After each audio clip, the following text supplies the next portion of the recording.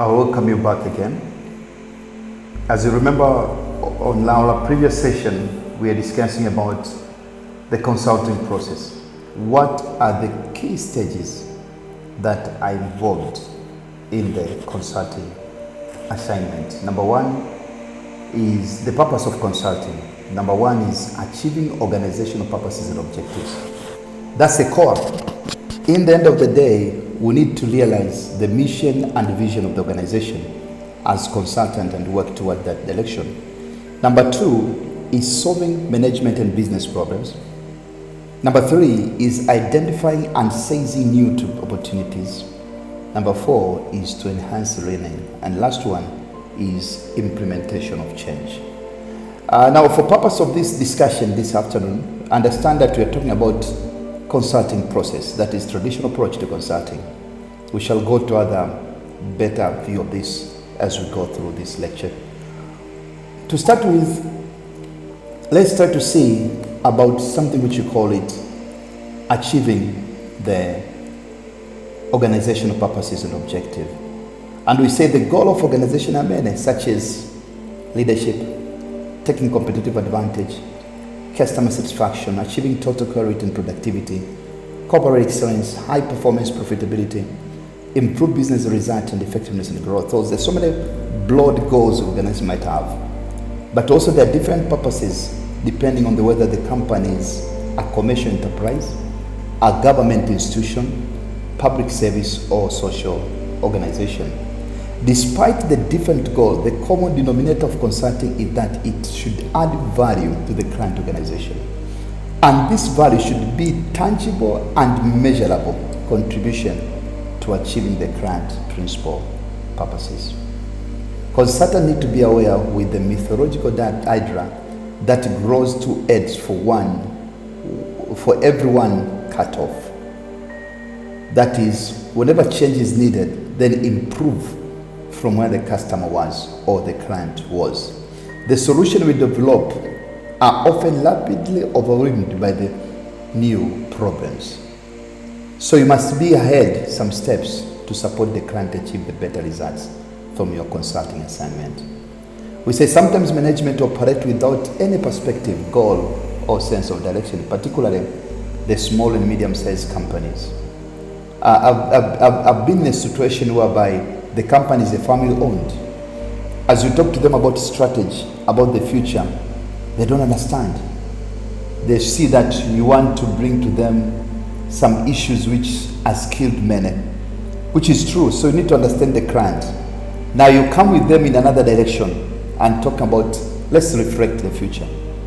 And that part of the strategic planning.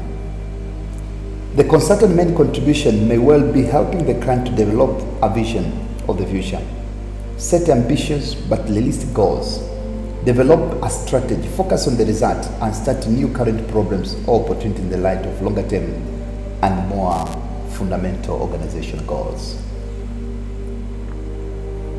The purpose number two of consulting is solving management and business problems. Remember, number one is achieving organizational purposes and objectives. This is the solving of management and business problem is the most frequent mentioned purpose of consulting. The achievement part, normally you find that most of organizations have done it, but in cause of implementing the achievement part, achievement of organizational purposes and goals, they succumb some problems, and therefore they called an external advisor or internal advisor to help them to solve management and business problems. The consultant task is, in this regard, is described as professional assistance in the identification, diagnosing, and solving problems concerning various areas and aspects of management and business. There are many issues that can call for a consultant in an organization. There might be several problems like complaint from clients of the company, pressure or competition which is very fast, poor business results, failure to meet targets, unexpected loss or lack of self-confidence to move ahead, natural disaster or loss of important market, excess of self-confidence, lack of perspective or slowness of action, wrong investment choice, or some internal conflict that I've seen a lot in almost 90% of organizations I've gone. That is internal conflicts. High staff turnover or reluctance to change. Unrealistic self-image, also I've seen a lot. People portray themselves to be more than what they are. Obsolete control system, but also there might be a lot of idle resources or poor cash flow. And that all together may call for an external advisor called the consultant to help solve the problems of management. The term problems and their practical implication is important to be well conversed with. Problem should not mean only mistake, failure, shortcoming, or missed opportunity, because this will make the client and consultant's perspective to be essentially backward looking and narrow.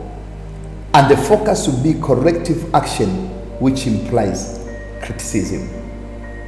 Problem can also mean a situation where there is a difference or discrepancy between what is actually happening or will be happening and what should be happening. Problem normally is described in relative terms. The consultant has to be concerned about this difference and aim to overcome or reduce it. The problem must belong to someone. There must be a problem owner. Alternatively, the current situation may be compared with some standard or benchmark. The aim is to meet or surpass the standard.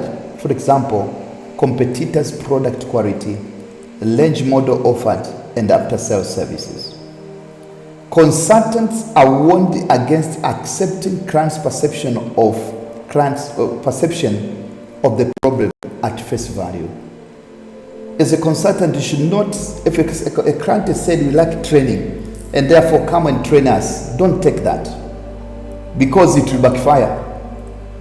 Because the client might have identified a wrong problem.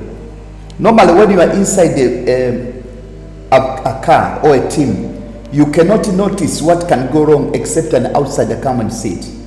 So we don't say that ignore the client perception, no, but take into consideration with your own added diagnostic tools to really come and sort out a problem. I remember I'd received a consultant assignment last week, and the client put up what I should do, almost 30 pages. If I would have gone with that, I would have taken some 6 to 12 months to implement.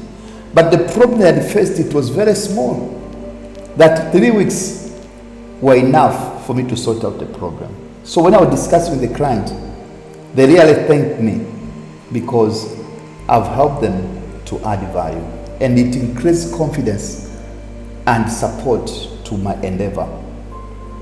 We say that the recommended solution may not justify the consultant intervention and the cost incurred.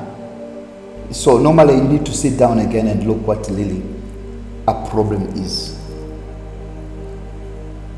I said last time, there are 3 areas of consultants: scientific management, strategy boutique, technology-enabled change. All that goes together. Now, we have seen 2 purposes of consulting. Notwithstanding, on our matrix that we initiated, there are 5 purposes. We saw the achieving organizational purpose and objective, solving management problems, identifying and seizing new opportunities, enhancing learning, and implementing the changes.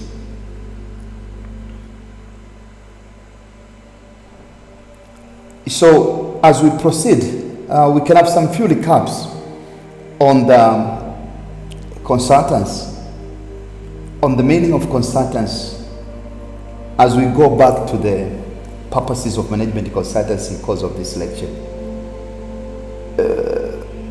Let's try to think. It's a food for thought.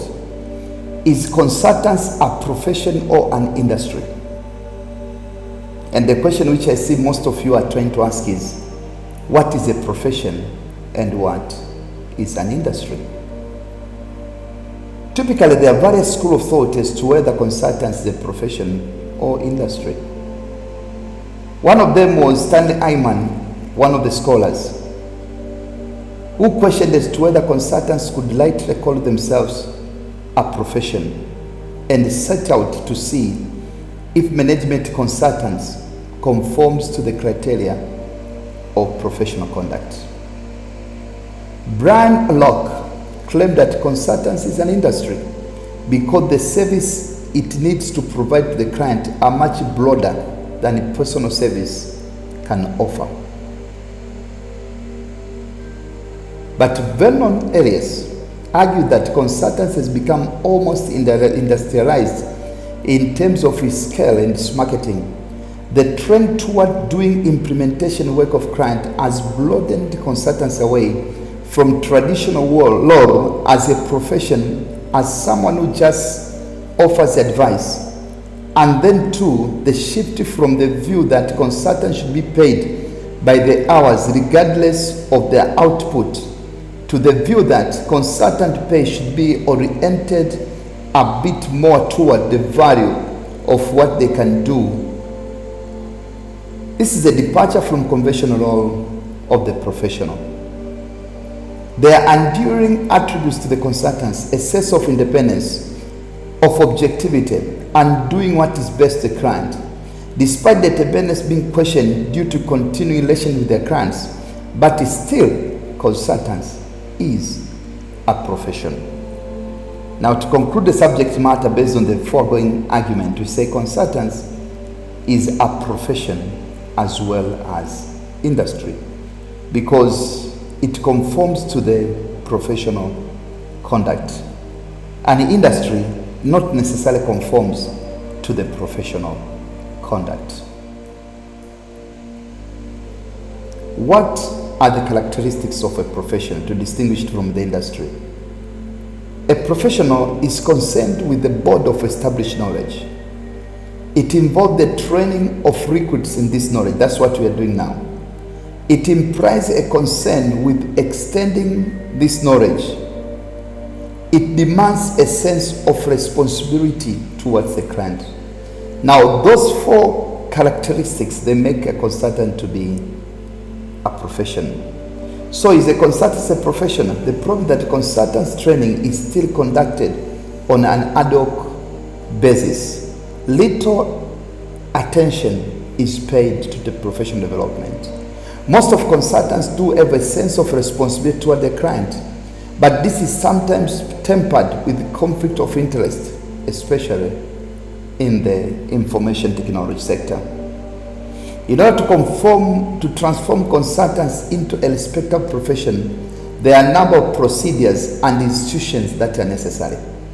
Number one, a satisfactory registration procedure for both experienced and apprentice consultants.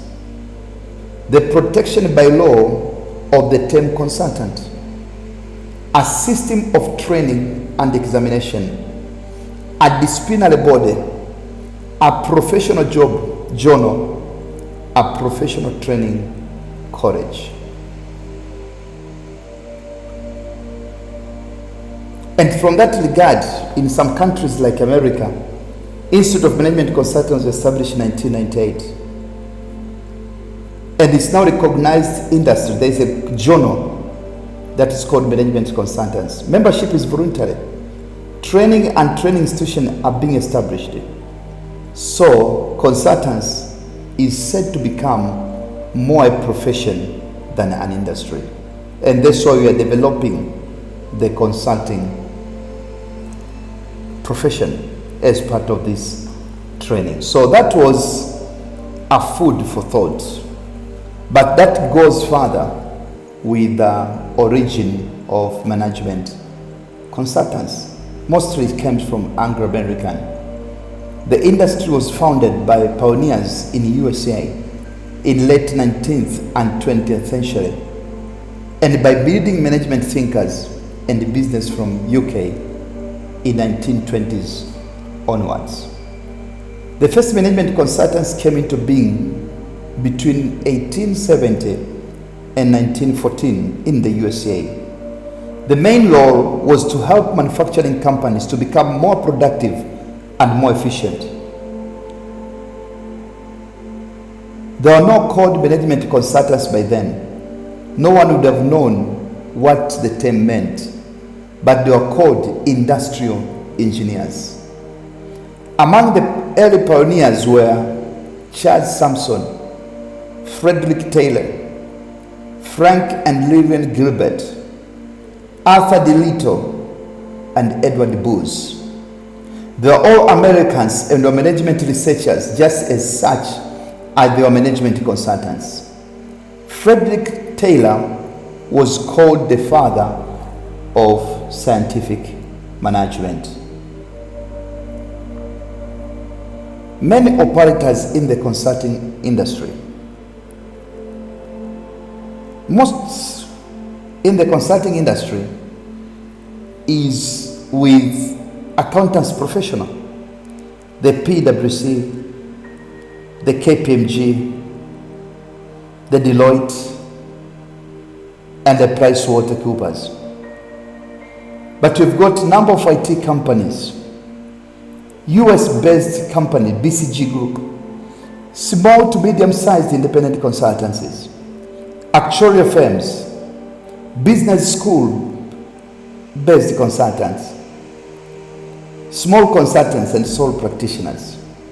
All that, they're operators in the consulting industry. And as I said, the company like Arthur Andersen, it was declared dead almost some years back. Coopers and Lybrand, KPMG, Ernst & Young, Pricewaterhouse, Deloitte in touch. But we've got IBM, Unisys, Logica, CMG, Microsoft. These IT consultants, but provide additional services that they offer, such as financial administration, system advice, and some have begun to enter into human resource management consultants. You may try to read the internet consultants profile of these operators, and you can learn their start and growth and approach, including how they merged. But in the UK, you've got major consultants like McKinsey, Boston Consulting Group, Bain and Arthur DeLitto. But we know Arthur DeLitto is unusual in that it has its own technology subsidiary called Cambridge Consultants. Small to medium-sized independent consultants like PA Consulting Group, your company, you can put it there, iManagement Consultants. Most of their strengths lie in IT, change management, technology, that is product development. But also we've got actuarial firms like Towers Perrini, Tilgast, Kingsley Lord, Mesa Management Consultants, Watson White, Sedgwick Noble Lordness. But also we've got the business school consultancies, like University of Dar es Salaam, they've got their consulting unit, Open University of Tanzania, individual lecturer and researchers, Ashland Management College. The fees are paid to consultants, not the college. Of course, there's a distribution nowadays, they share. The business school-based consultants tend to focus more on research and on the implementation. But we've got small consultancies which employ up to 10 people and so may work on their own, or they collaborate with the research consultants in business school, and sometimes with the consultancies in large firms. They network with each other. But we've got also small practitioners. Most practice consultants, along with activities such as training and writing. Most of sole practitioners may have come from large consultants or straight from managerial position in the business or industry. But we've got the other suppliers from outside the industry. And we say that management consultants has been moved into newer areas such as strategic marketing, IT, and outsourcing. Other professional groups are moving to design and technology consultants, corporate identity companies offering marketing and communicating consultants, advertising and marketing agencies, executive search companies and employment agencies, environmental consultancies. Therefore, consulting industry has rules, boundaries, and the market for consultants is much bigger than generally assumed. For example, IT takes 31% of the industry. Strategy development, corporate strategy, 12%. Business process engineering, 6%. Change management, 5%. Project management, 4%. Financial consultant, 3%. Product and service management, 3%. Other kind of consultants such as human resource management, marketing and communication, they take up to 36%. So the highest and leading one is IT consultancies. In different, they are providing IT solution. The second in line, the highest and leading is the so-called HLI, marketing and communication, and then followed by IT consulting, followed by corporate strategy. Now, as we are trying to give you this insight to you, please make sure that you think about yourself. What do you want to base on? Which industry do you want to apply with based on the role and capability you are developing for your future set? We've got major economic sectors for the consultants like financial services, utilities, local and central government. The main issues facing the industry, including in the consulting industry, they include differentiation, innovation, globalization, evolution, the management of innovation and information. Those are the critical issues that are facing the industry. So you need to be aware that. I know globalization is easy to recall. Innovation is a very big runner. Differentiation, that is to separate yourself, distinguish features. Evolution and the management of innovation and information. The above means consultants need to think through much more carefully what kind of client they take and what assignment they will do, so to provide good value to the client and good financial return to the consultants. If you try to look, the world market for management consultants is estimated at 80 billion, and Tanzania alone, US dollar, is about 40 million US dollar, and that is almost more than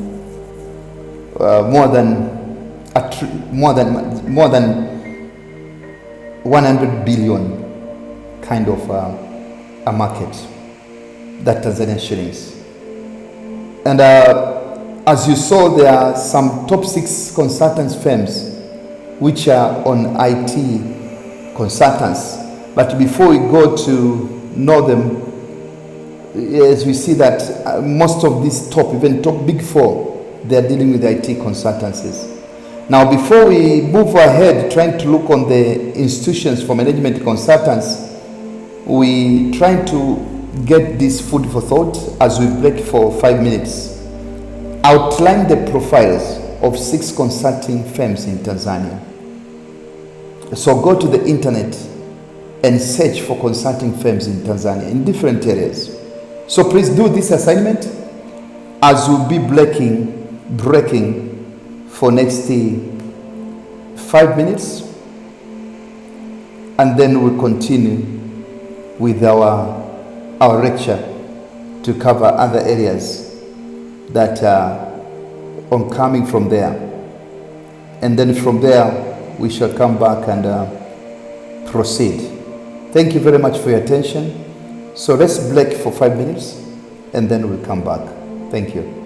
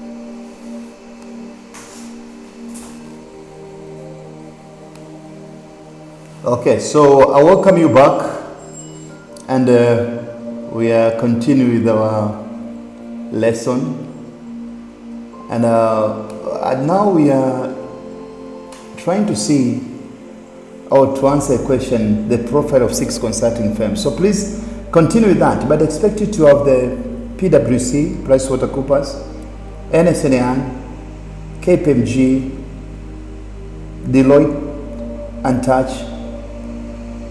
I expect you to have Infosys as one, or maybe IT consulting. I expect you to have HLCT Tanzania, etc., etc. Those are the top companies that employ at least more than 20, 30 people onwards. So to continue with our presentation, I would like us to go now to the depth of the matter. And I would like us to understand some institutions that are established for management consulting industry. And we have got UK with a number of institutions like Management Consultants Association, MCA, which was founded in 1956. Institute of Management Consultants, UK, which was founded in 1962 in America. As 4 grades of member, affiliate, associate, member, fellow, it has introduced the Certified Management Consultant as a benchmark for professional acceptance. It now intends to become Institute of Management Consultants, embracing wider constituents of stakeholders and the consultants process, that is client, government, school, and business. In Tanzania, we are establishing up an hybrid model, the so-called Institute of Management Consultants of Tanzania, which represent both the consultants firm and the individual interests. Now be careful, our focus is not on the consulting as a field. There is something called Tanzania Association of Consultants, which sometimes I don't know if it's still there. I've tried to search on the web, but it's not operational. It seems to be long gone, but I believe that to be revived. Its purpose was good, but now it was too broad, because you can't have consultants that is covering everything. And that's why we are focusing on the organizational development and change, that is management consultants. So our aim is not just to be broad on consultancy approach, but rather to focus much on the organizational processes and organizational strategies. And that's the purpose of Institute of Management Consultants in Tanzania. So you remember, before we went through some historical background of consultants as food for thought, we are on the topic called consulting processes. And that is how do you go about doing the consulting. And now to go to depths of this so that it can be better understood and ameliorated by the would-be consultancies. And we say that consulting involves a set of activities that the consultants and the client undertake to achieve the desired purpose and the change. The process has clear beginning, relationship is established and work start, and a very clear ending, the consultant finishes work. In the mid, there are a number of phases to help both consultant and client to be systematic and methodical, proceeding from phase to phase and from operation to operation. Generally, the following are major stages of involvement. Number 1 is entry. Now, more than often, the client would have developed the terms of reference. Be careful not to use the client's given terms of reference. Think ahead. Why? Because by consultant being able to derive terms of reference, it means perhaps what you're going to be advising them you know already, unless you know what their aim is. But conduct your own as a consultant diagnostic based on the theory given. And that's why normally the client will give you the terms of reference. A very important stage that any consultant should undertake is what we call the understanding of the scope and the work, whereby the client study the terms of reference, go through the literature, and they come up with a document to showcase of the understanding of the diagnostic of the essence the client want to solve. So number 1 is entry. Entry can go through the news media advert, whereby they shortlist the consultants. And the second stage is engagement. Now, through the engagement, normally we see the diagnostic. And then we go to the action planning, whereby you showcase what's going to be happening from beginning to the end and in the middle of the process. And thereafter is implementation. And lastly is termination, when the report and action proposal is transmitted. And we've got another step which sometimes you may be called as a consultant to support the implementation. No, you need to safeguard. You need to create some safeguards so that you may not have the conflict of interest. The model of the main stage of consulting provide a good framework for explaining what consultants actually do for structuring and planning particular assignment and the project. 30 to 50% of consulting assignment include implementation. There are some misconception and risk of consulting termination. The decision to terminate assignment after diagnostic or action planning phase does not reflect the client's assessment of his or her own capabilities and determination of implementation to implement the proposal without any further help from the consultant. It builds widespread misconception and conception of consulting, according to which consultants do not have to achieve more than getting their reports and a proposal accepted by the client. Some clients choose it because they do not really understand that even an excellent report cannot provide a guarantee that the new scheme will actually work and the promised result will be attained. Other clients may be happy because what they really wanted was a report, not a change. And that's where you find that a consultant does not have value for improvement of business process. So the following are the main phases of the consulting process. Phase number one is entry, whereby the first contact with the client, preliminary problem diagnostic, assignment planning, assignment proposal to the client, and then consulting contract. Sometimes the client might develop the terms of reference and give to the consultant. From there might be some preliminary problem diagnostic and planning. Then the consultant prepares an inception report soon after the consulting contract, before it goes to the in-depth diagnostic. An inception report, it is very important because it gives the view of the consultant understanding of the client problem. Normally, the terms of reference might be very poorly developed, and that I've seen it. I remember one of the assignments was given on the news, and we were invited to tender for training of our client on the supervisory skills. When I read the terms of reference, I knew there is a problem. They're not addressing the problem.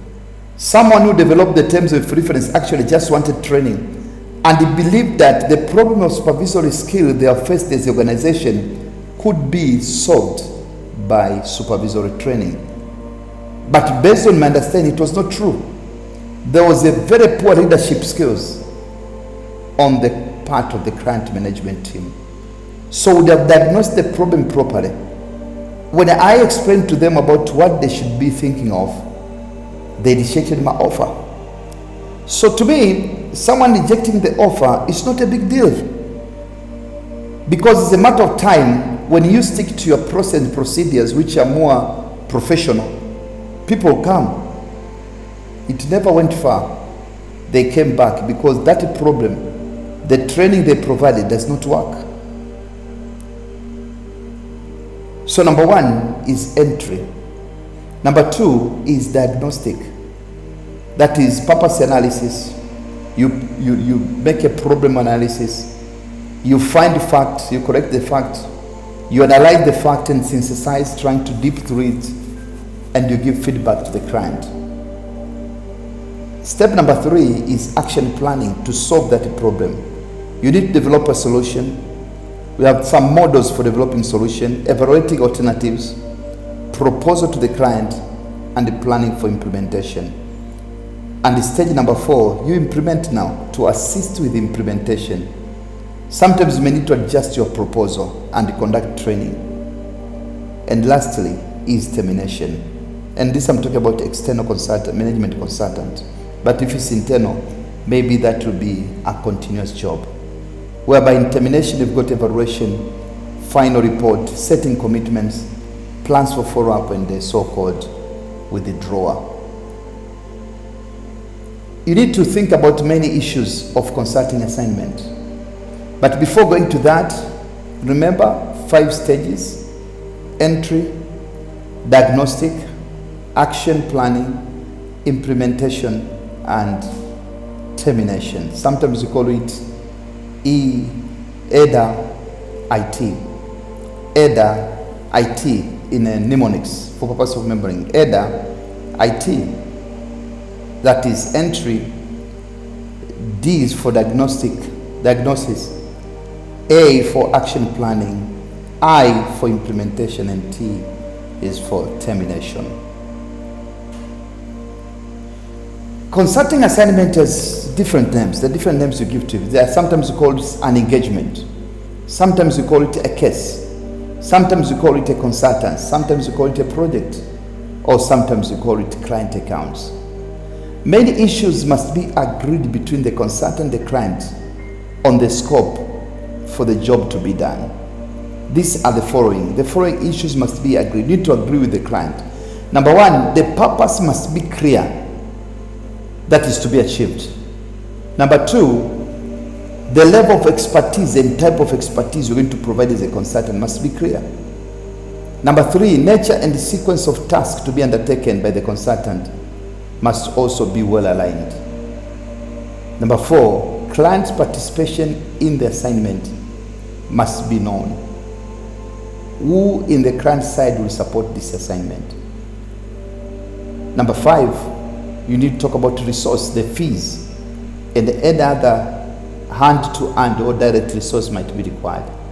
You need to provide a timetable showing when do you start, how do you go about until the end, depending on the key activities of the consulting assignment. But also must be a price to be paid, and lastly, any other conditions and terms that might be pertinent. We have got something called alternatives to a separate consulting assignment.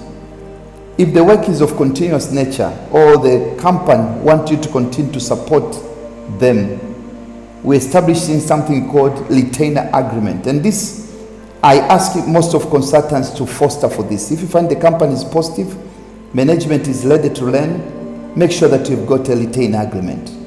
This is an alternative to consulting covering the distinct task or set of tasks for the period of time. The client purchases in advance a certain amount of consultant's time. The nature and purpose of this work to be done are defined in general terms only and will be specified during each period covered by the contract. Collaboration extends over a long period of time using the cost-effective format. The client may use the consultant service for 2 days during the first week of every month to review jointly the general situation of the business, the problems and opportunities that have developed, and the key decisions that will have to be taken. Or the agreement may define a more or less regular task for the consultant. For example, assisting management in preparing the board meetings without specifying in advance the time to be spent. So this is a retainer agreement, and we can provide you some samples as a student to join the institute, so you can use it for purpose of considering engaging some of the clients you have. And we've got different types of retainer agreement. The first one is generalist retainer, on which the consultant follows global results and trend of the client business, looking for opportunities for improvement in various areas, and feeding the client with the new information and idea. Number 2, we have got a specialist retainer, under which the client with a permanent flow of technical information and suggestion in an area where the consulting firm is particularly competent and advanced. For example, computer systems, quality management, international financial operation, identification of new market. That is called specialist. Generalist is just called for an area.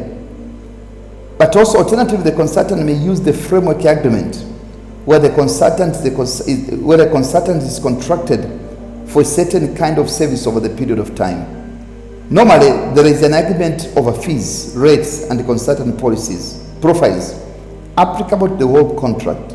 The negotiation and contracting procedure is thus simplified and accelerated.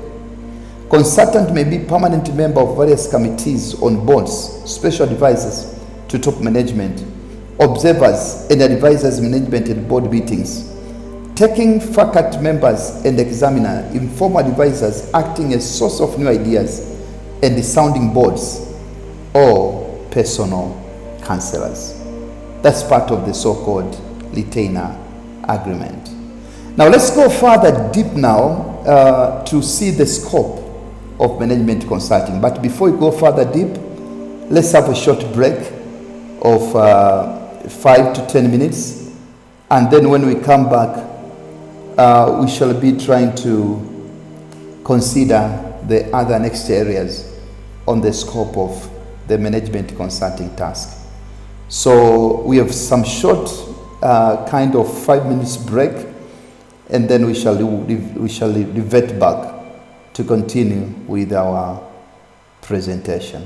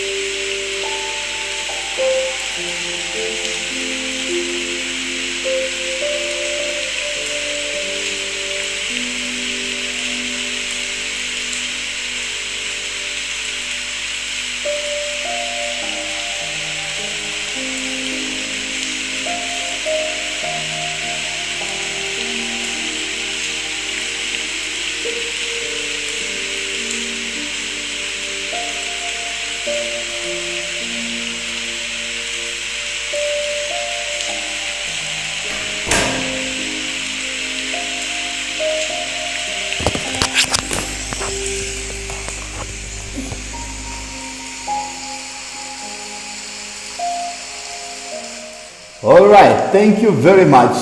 Let's proceed with our presentation, and now let's talk about the scope of management consulting. Mind you, we say that there is a difference between a consultant and management consultant. A consultant is very wide and broad, but management consultant is focusing on the organization. There are terms that we called in court company's doctor. But consulting, or consultants in general, it can be wider, very wider. And that's why Institute of Management Consultants Tanzania is narrowing its scope, looking on management consulting with other international affiliation. So we say that consultants are advisors and they remain in this position except when they are recruited by clients to become temporary members of staff. Advisors have no authority to make a decision about client business, and their influence has limits. The assignment may be too short or understaffed to produce tangible results. The client may be unwilling to follow the advice given, and the staff may not collaborate.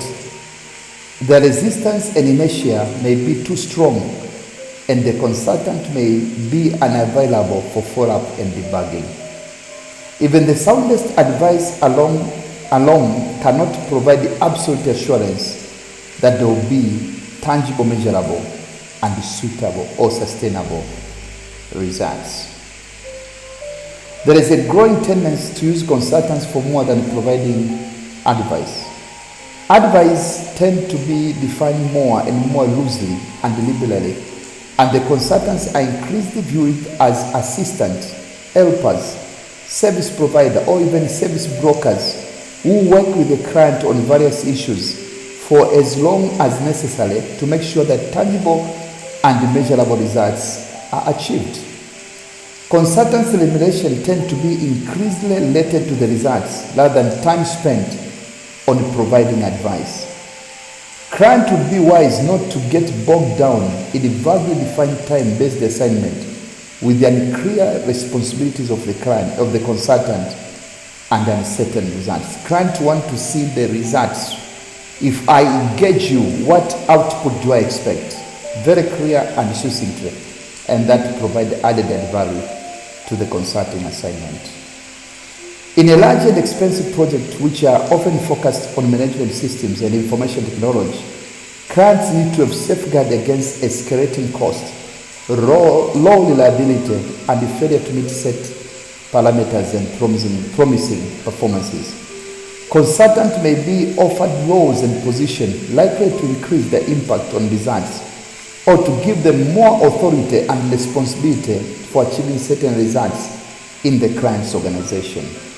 New ways of remunerating consultants become widespread, including equity and stock options. In that way, the consultant is clearly accepted to be dependent on wider and longer-term business results and the prosperity of the client, sometimes even beyond the scope of improvement that can be attributed to the consultant's intervention.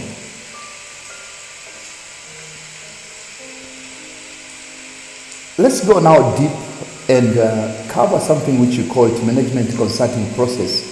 How do you go through and break through the thinking of the client? We say the consultant should always define the purpose and never the problem. Don't define a problem. You need to define a purpose. We say definition of a problem is critical to quality of the solution. Do not define the problems in terms of the origin and the cause in order to avoid the focus on who and what is to blame results into fruitless exercise. It can lead to staff frustration from taking initiative in order to avoid blame in the future. So don't focus to look deep on the problem. Focus on getting the solution out of the problem. Management consultants can achieve breakthrough for their client by focusing on series of incremental larger purposes to be achieved. Now, what is a breakthrough? It provides more effective approach. It is not a step-by-step process, but involves 7 ways of thinking about the problem and the solution. So this is one of the tools that can help a consultant called breakthrough thinking, which has got 7 stages. Stage number 1, the uniqueness principle. Each problem is unique. The way you solved a problem last month to a client is not necessarily that this client, because it differs. May look similar, but is unique. Number 2 is purpose principle. Approach based on a particular context. Number 3, the solution after next principle. Innovation can be stimulated and the solution made more effective by working backward from ideal target solution. So you go from the final mark, you go backward to the problem where it is. This is called a solution after next principle. But also there is a system principle. Every problem is part of a large system's problems. Every problem is a part of large system problems. It's not that the problem you see today is a problem, but rather there is a large system problem that is unique set there that must be considered. So principle number 1 is what we call the uniqueness principle. Number 2, purpose principle. That is a context based. Number 3, solution after next principle. And lastly is system principle. We have got 3 others that will be covered in our course of presentation of this training. Do we talk about management consulting, business consulting, or any other consulting? Traditionally, the scope of service of management consultants was confined to the functions, subject, and the problems regarded as part of management. The scope of management has never been fully and accurately defined. Management consultants have started to rethink and redefine their business, widening and enhancing their service offering, merging and establishing alliances with other consultants and the professional service firm, and abandoning self-imposed restriction on the sort of work they are prepared to undertake. The new force is propelled by, number 1, complexity and sophistication of doing business in national and international environments. Number 2, market deregulation and liberalization. Number 3, new opportunities and innovative consulting. Number 4, we call about growing demand of integrated and one-stop professional services. That's why most of accountants firms now they're offering strategy, project management, HR, IT, and other consultancies. There is a competitive pressure coming from other professions. Advancement of IT and rapid penetration into management and business process. Clients are always now asking, what will add value to my business if I engage this person? Some consultants have felt the need to stress that the field of activity is no longer management consulting, which is narrow and rigid defined, but let's call it business consulting than management consulting. A wider concept and service portfolio, or consulting for management, consulting for business, or organizational consulting. More open concept permitting the service portfolio to be easily adjusted as opportunities and demand change. So I still leave as a food for thought, whether you call it business consulting, management consulting, consulting for management, just name it. But now that is not something conclusive. It's just thinking outside the box. Consulting and other business. IBM, the international business machine, in 2000 was the first pioneer of the new approach by combining manufacturing management and business consulting as a component, one-stop center for all. Please go to the internet and discuss the context, the IBM case study on management consulting profession for better understanding. As part of introduction, let's also discuss about the future of consulting industry? What's the future? There will be big advertisement, marketing and PR companies that will move to the industry, doing the consulting in advertising, marketing and public relation endeavor. Bank will start to take interest in industry through the acquisition process. Focus on telecommunication and IT industry. Internet and social media will be a top platform for consulting expansion and growth. There will be information overflow, therefore a choice of what information to take or not will be on the consultant.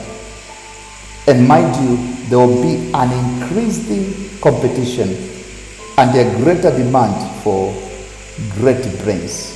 So training and involving ourselves to acquire greater brains will be imperative.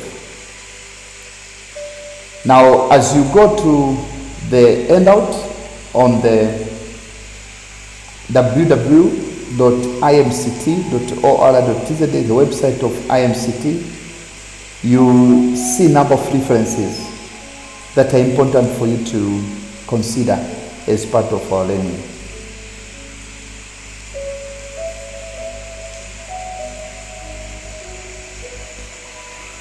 Let's see now the general board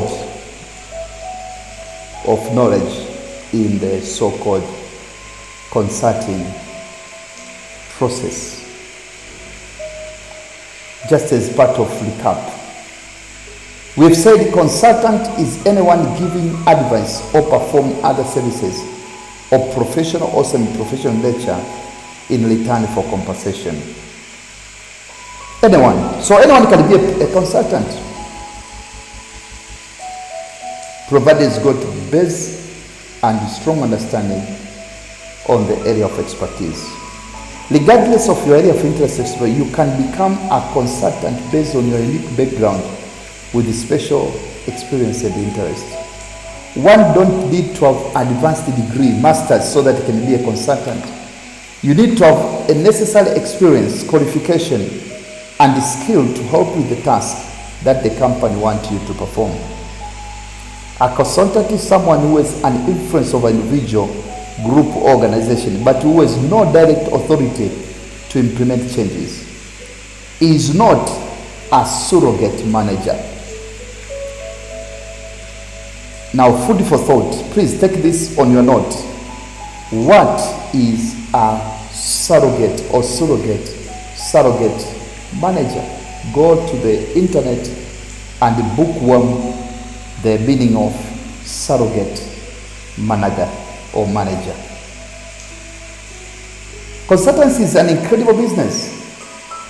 Why? Because you choose when to work and work at your best time. In consulting, you decide whom you wish to work and whom you don't. Do you want to make a big plunge into consulting? Don't take risk. Start by part-time after full-time jobs. You are not advised to quit your full-time job until you are fully ready and certain that you'll be successful. Here I've met a number of people who, because of their indifference between themselves and their supervisors, they decided to quit the organization and set up a consulting firm. There are so many things to learn. So go slowly. No need to rush. You may plunge into a disaster and never rise again. So be patient. Put it slowly and grow with it. It's a very lucrative business, but be wise.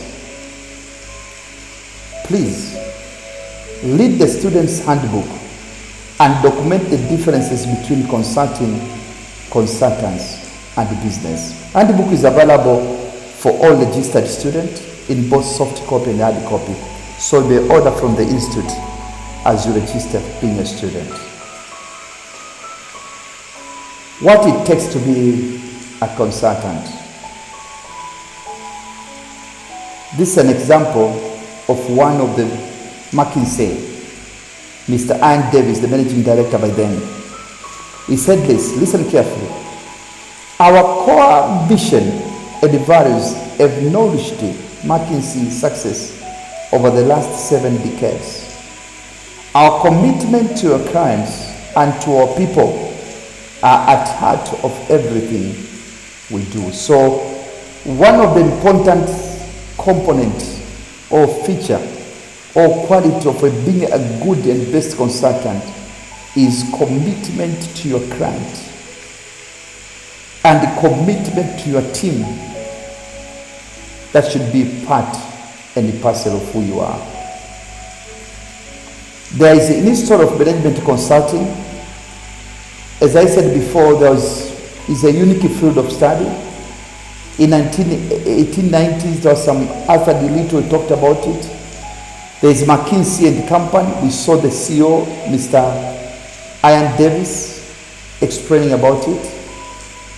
This company was the first management and strategy consultants. You may read on the internet number of their work.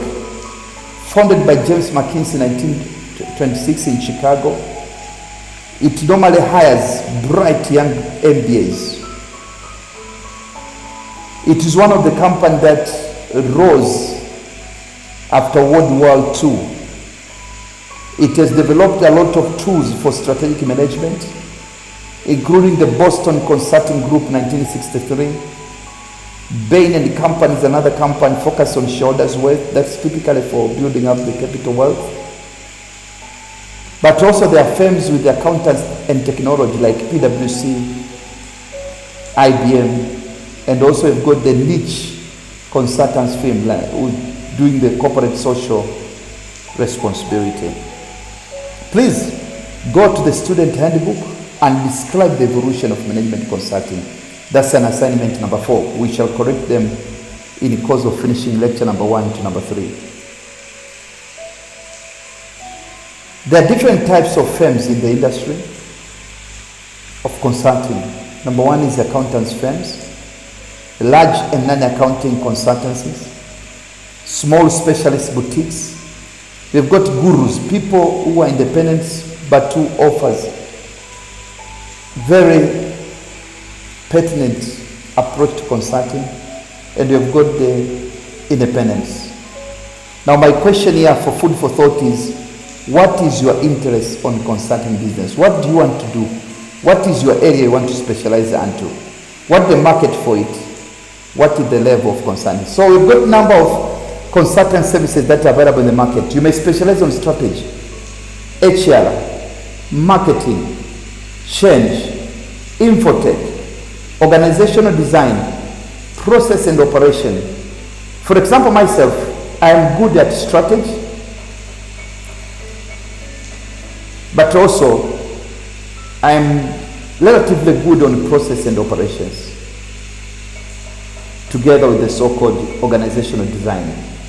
But you cannot be good on everything, so automatically depends on your focus. You may put up a consulting firm with multi-skill, despite the fact you need to be careful with the chemistry of whom you're going to engage to be part of your team, and then share your acquaintanceship on different areas to make a difference. These are the list. Here it's a list of some of the main consultancies in the world who have got bigger money. Bain and Company, BCG, Boston Consulting Group, Deloitte and Touch, Ernst & Young, A.T. King, KPMG, Arthur DeLittle, McKinsey & Company, Mercer, PricewaterhouseCoopers, etc., etc. Now please, I give you assignment. Use the internet and search for the 4 topmost companies and describe who are they and what are their characteristics. This is assignment number 4. Now normally with the consulting firm, you start as analyst. We call it junior staff. Then after some 3 years or 1 year, depending on your speed of understanding, you become a consultant.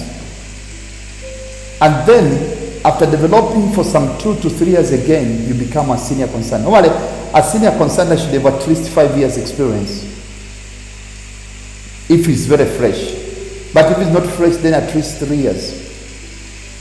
When I'm saying it's not very fresh, means he has been doing such assignment before. But if it's very fresh, to capture the culture and understanding, you need to have some 5 years.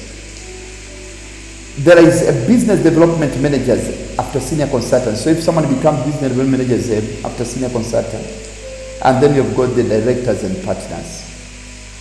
So a partner is highly ranked. But normally, unfortunately, when we start a consulting firm, we always become partners or directors, and then we recruit people. Unfortunately, we start from top down rather than starting from down up. But there's no time to growth. So sometimes we put up a business development managers, and then we start to recruit consultants depending on their ability and capability to deliver value to the client. So there are some of the qualities of great consultant. A consultant must have a very big IQ, intelligent quotient, very high, above 120. Otherwise, you want to go far. And you should have general business knowledge, in terms of general business knowledge, understanding of client context, and you should be a logical problem solver. But also you should have high emotional quotient. You should not be an emotional over emotion. You must create an environment of trust. You must be able to manage your team, group dynamics. But also you must know your emotion and the emotion of others. And lastly is what we call social content, whereby you must know yourself and also experience your own transformation journey. And everything you do, you should have a sense of vocation. Now, assignment number 6 is distinguish between IQ, EQ, and SQ. That is intelligent quotient, emotional quotient, and the social concept. And define your level. What's your level of IQ? Is it high, medium, or low? And you measure by using the checklist we given to you. For example, if it's IQ, general business knowledge, do you have, is it high, medium, or low? Understanding of client context, is it high, medium, or low? And then you may summarize to have the either high, medium, or low on each of the qualities that you have mentioned. And mind you, the consulting companies, you see the building, the clients, but the people facilitator are the people. There is a consulting firm which need people who are intelligent to be able to deliver value to the client. And therefore, every consultant must be able and have certain capability on his or her IQ, EQ, and SQ. This is what we call intellectual capital flow. So most of these facilitators, they bring EQ, IQ, and SQ to the client to make a delivery of better and be best to the value of the so-called client. Now we are still on the qualities of a consultant based on the iceberg model. And normally we say mindset are often misunderstood and ignored. Let's see what the behavior. This is what we see and usually trying to change. But typically that's not a solution.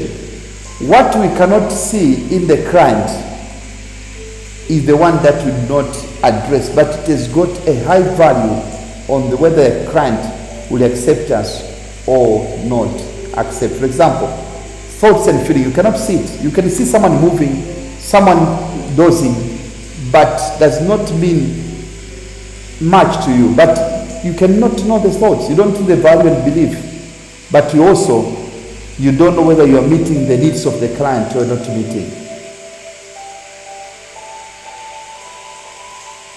We can see that the clear picture of the organization in terms of, if you want to talk about the company's acquisition cost.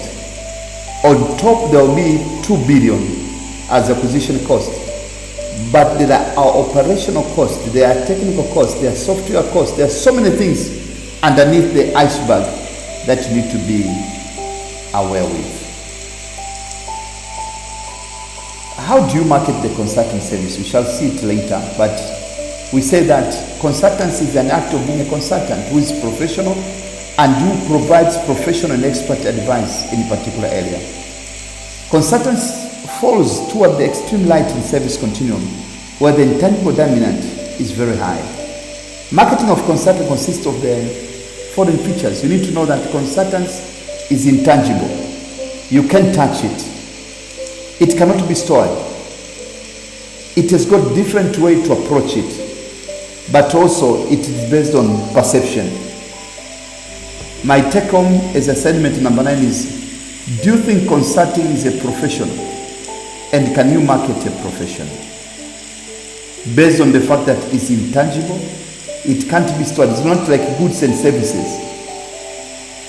It has got various. It's not necessary to be like water, one standard, but also it might vary in terms of performance standard. Now, we talked about types of consulting business, including the strategy, developing the strategy plan, strategy execution, and strategy implementation. There is a general management, manufacturing consultants, HR consultants, marketing and publication, finance and accounting consultants, procurement and purchasing consultants, research and development consultants, IT consultant, administration consultant, international operation consultant, and recruitment and telecommunication consultant.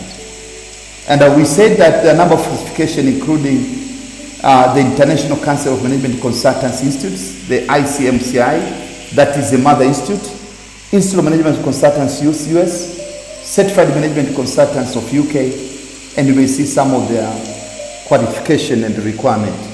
Now, assignment number 10 is, what are the requirements to be registered on each of the mentioned certificate institution above? Try to search on the internet. Use the internet to get the answer. But why consulting? Successful majors and organizations are dependent on top-class consultant advisors. Many people, they want to execute particular, even presidents, they need very knowledgeable advisor. Our need is to influencing skills rather than technical competence. You may be an engineer, but you don't have the consulting skill, then you miss the business. Normally, a person can call for a consultant because there is lack of available personnel, or there is a need for an outside opinion. But also, there might be companies, they know the solution, but company politics cannot allow them to go. And I remember many times I've called to the assignment, they say, "Bwana, we want you to express this only problem. We know that this is a solution, but some of our members do not agree. So please address this and that." And that gives you a very important fact for you to deliver value to your consulting assignment. A need for improved sales, a need for capital, government regulation and compliance, need for maximum efficiency, and also someone with the ability to organize problem and find the solution. Mind you, consulting requires intellectual capital, which you've got. The human capital is knowledge, skills, and experience.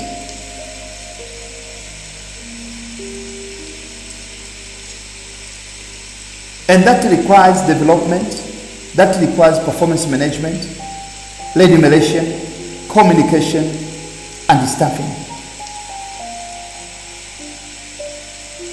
And actually, you need an intellectual capital in terms of the client, which include human capital, social capital, structural capital, organizational capital, client capital, and networking capital, which will lead to intellectual capital as a consultant, providing products and services which have market value.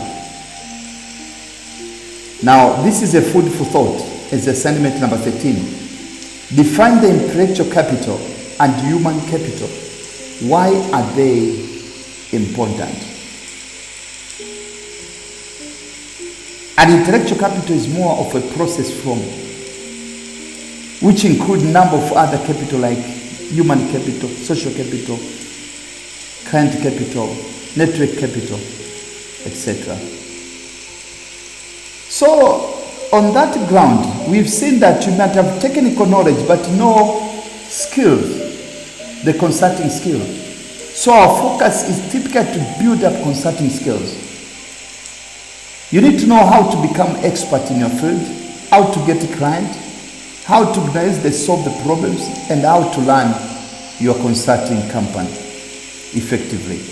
And I said we need capital, human capital and intellectual capital are important. Now, these are the top 7 skills that a consultant must have. Number 1, bedside manner.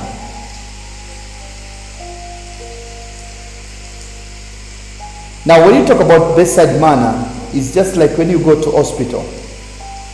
The way the doctors treat their patient is 50% towards, or contribute 50% towards the healing of the sick person.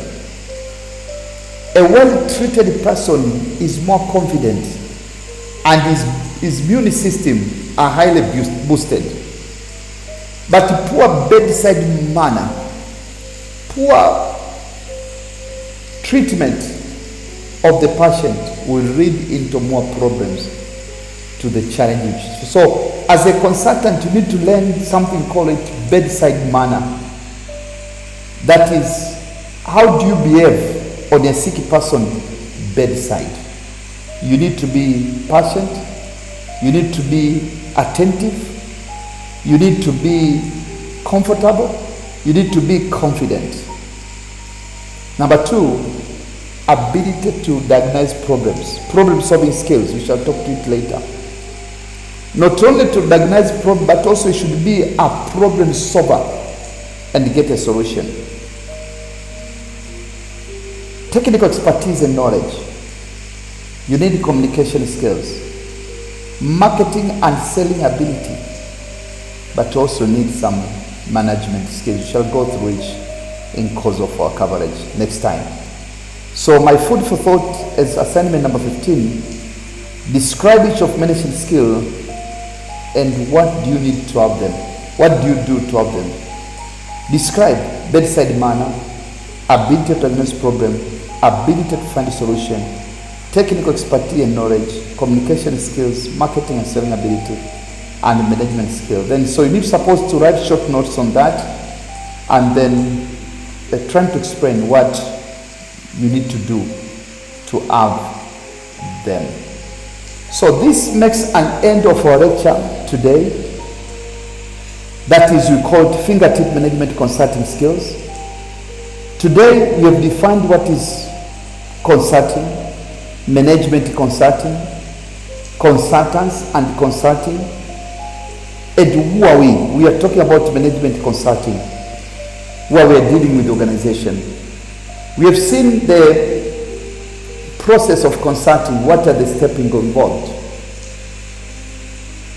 But also, we have seen some critical skills a consultant should have.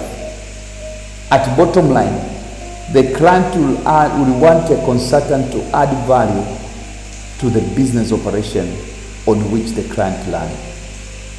So till next time, let's end it for today.